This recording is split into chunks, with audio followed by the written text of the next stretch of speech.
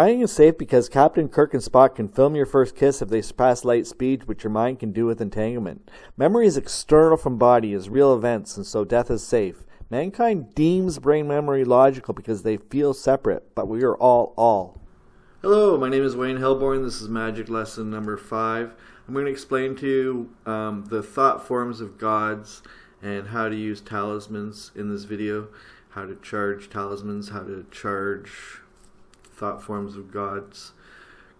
In a mental universe, everyone is equal. So when I speak of gods or thought forms, I'm not speaking of anything that is superior to you or something that is better than you.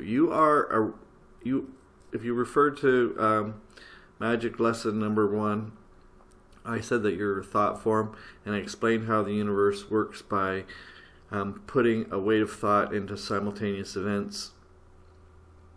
But your consciousness is all of your memories are easily accessible by Captain Kirk and Spock if they can simply surpass the speed of light. And the speed of light isn't even half as fast as entanglement, because entanglement is instantaneous and can't even be compared to speed. So the speed of light can't even go half as fast as entanglement. And that's why you have memories that are external from the brain. And because your memories are external from the brain, then that makes dying safe. And that makes your memories external. That makes your consciousness external. And that means that you don't need your brain for memory. And that also means, and you have to think deeper here, is that nothing needs a brain to have consciousness. And for this lesson on talismans and gods as thought forms, you need to understand that everything has a consciousness. Your toaster, void of brain, is aware, memory equals consciousness, that it is simultaneously at the factory, and it is entangled with its previous self, or what we consider previous self.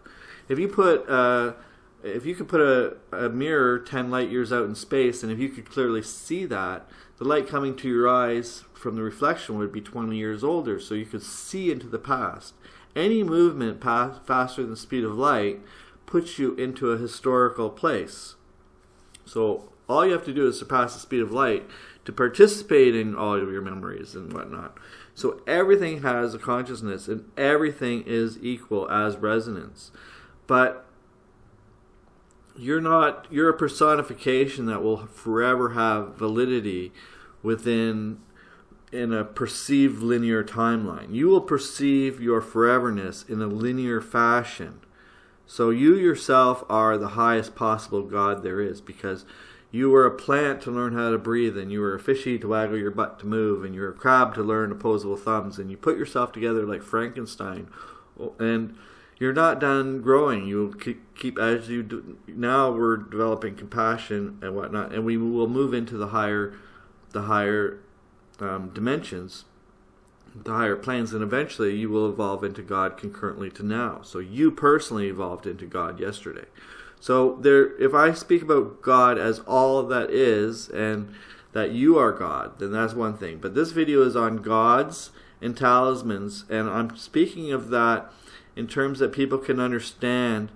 But the more formal names for these would be elementals, like the talismans, or gods, which would be elementaries, because we're putting thought forms that we're putting our own mental image on, like a thought bubble, let's say. So let's take the form of Santa Claus, for example. Millions and millions of people visualize what we think of as a fictional character named Santa Claus. But that is, in a mental universe, everything has a validity, even what we imagine.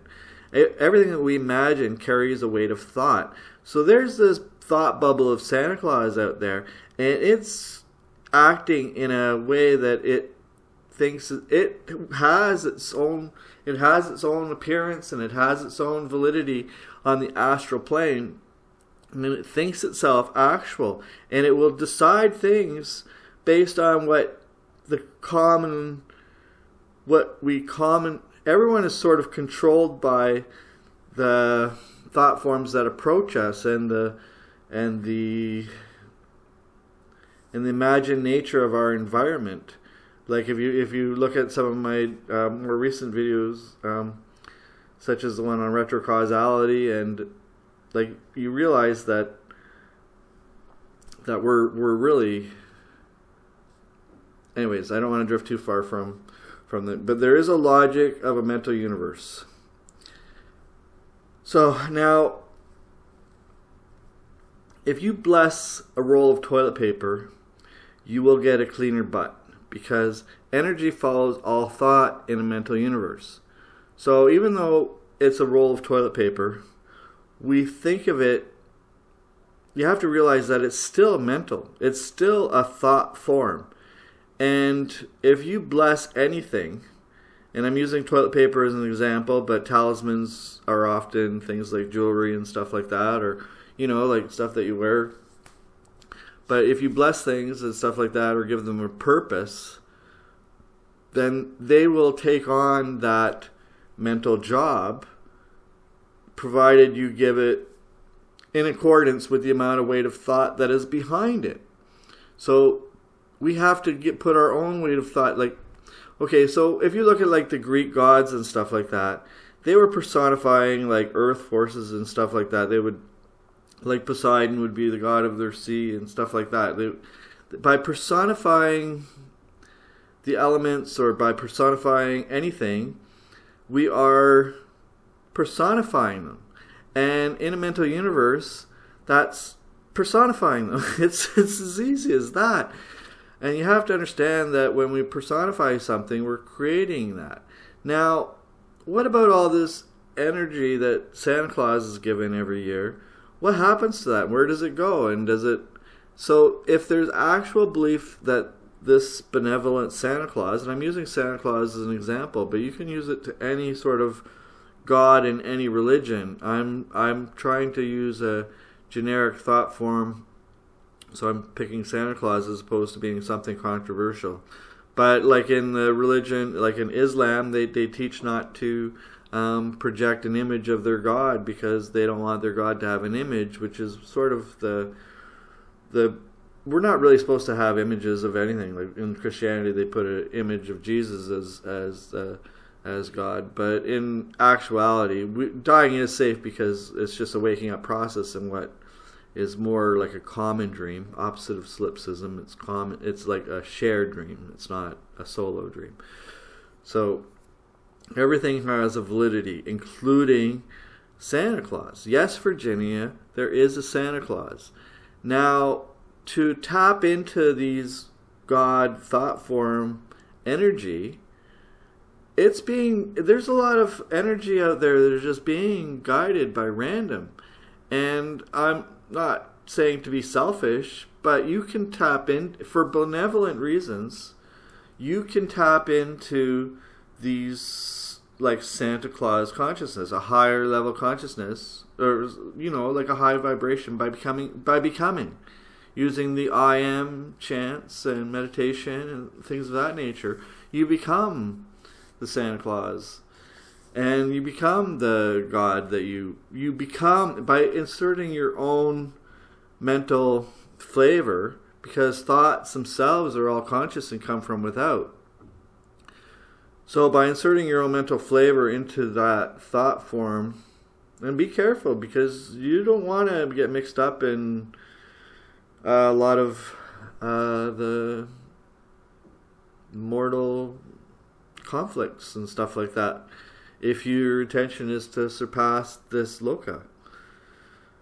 But gods and thought forms are there, and they can be used for safety, or you could bless an amulet and give it to someone for protection, and it would keep them safe somehow. It would slow them down. Maybe one day they were looking for it or something, or whatever, and it saves them from, I don't know, going outside and getting hit by a meteor or something. But it would save them because you give it the love and intent, and energy follows all thought. And energy following all thought is as simple as that. It means energy follows all thoughts, all of them. So all the time spent thinking about Santa Claus is not wasted. It's putting that energy into something. And the something they identify as Santa Claus, because people are untrained and they don't realize what they do. And I guess there's worse things, thought forms than Santa Claus, but I'm not speaking about them, because why give them energy when I'm teaching? So this is all common sense and reasonable in a non-materialistic universe where it's basically the first Hermetic principle. And again, I do not endorse the Golden Dawn. I do not endorse any religions or the Golden Dawn. Ancient Hinduism, pre-caste Hinduism, is closest to the truth presently after Hermeticism, but there's no organized Hermeticism teachings. So I would probably point people mostly towards Hinduism if they were studying what's going on. But, okay. So, I think I've covered it all. And it's been like 11 minutes. I don't know why I keep announcing the times. Okay, so the reason that thought forms are conscious is simply because nothing needs a brain to have conscious if memories and consciousness are simply simultaneous events that we attune to, as opposed to fictional brain engrams memory, which they've never find and never will find. It's like the dreaming dog wakes up and is still dreaming. People just assume that memory must be inside of our brains or inside of our bodies because they can't grasp. They're not grown up enough to grasp that we're not separate. So there is the simpleness of gods and the simpleness of talismans is that energy follows all thoughts.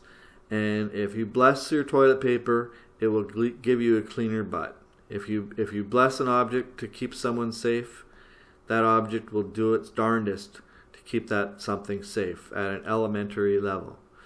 And if you personified it enough that it could reach an I am awareness, then it would reach the elementary status, which is the more formal understanding to those trained in Hermeticism or that practice Hermeticism. But I want to teach in logic and reasonable ways if we just rationalize that a mental universe has different parameters than a materialistic viewpoint, which is sort of based on stupidity. Atheism is based on stupidity because the simpleness of it all is that your memory is the actual simultaneous events, because entanglement is much faster than the speed of light. It's instant. It can't be compared to the speed of light even. So, and it's because retrocausality is involved, and I spoke about that in my last video. So this is the logic of mental reasoning. The thought forms that you tune to should be of higher vibration. Don't go the other way, because there is karma in the universe. And if there's one thing you can learn from the notion of internal life, is that this is not the best loka. This is a Republican loka where mankind is not the most brilliant. You got to think that for every genius 140 IQ, there's someone out there with like a 60 IQ, because 100 IQ is the average. There's a lot of really, really dumb people out there, and it seems to reflect on our reality. So be blessed, blessed be, so mote it be. I'm Wayne Hilborn. This is lesson 5, Gods and Talismans. How and why they work, and how to use and access them. It's been almost 14 minutes. Be blessed. And that's a wrap, folks. I hope I broadened your horizons today. As a modern Canadian magician, I've got a knack for tuning into the universe and understanding the intricacies of reality. From healing to life coaching and fitness instruction, I'm your go-to guy for a holistic approach to well-being. If today's topic struck a chord with you, send some positive vibes out in the universe. And while I don't ask for personal donations, your generosity could help elevate the quality of my future content and publications. Whether through Patreon, direct support, or local collaborations, your contributions are greatly appreciated. Remember, folks, it's all about that water deficit. Dry fasting holds the key to shedding those pesky pounds, and I'm here to debunk the myth that exercise is the be-all and end-all for our weight loss. Forget about calorie counting. It's all about tapping into that 7% water in our fat cells and saying goodbye to them forever. And let's not forget the other nugget of wisdom I bring to the table. The nature of memory is a series of simultaneous events. No brain required to store those precious moments, folks. You'll be conscious forever. If you're hungry for more of what I have to offer, don't forget to hit that like button and subscribe for future updates. Wishing blessings upon you all, and remember, in a universe governed by the mind, worry is the only true evil. Stay positive, stay blessed, and keep spreading the love.